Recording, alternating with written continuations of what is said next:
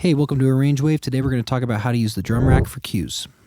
As you can see here, I've got a song pulled in and I've got a cue MIDI track pulled up.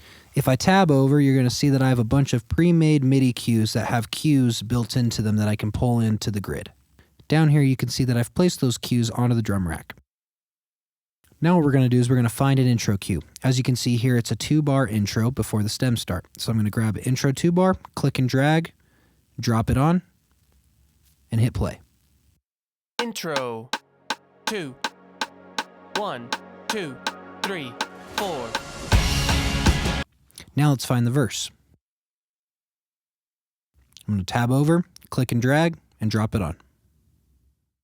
1 2 3 4.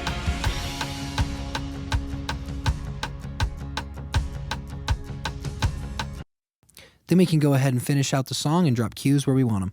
Thanks so much for watching. Let us know in the comments what we missed and what you want us to talk about next.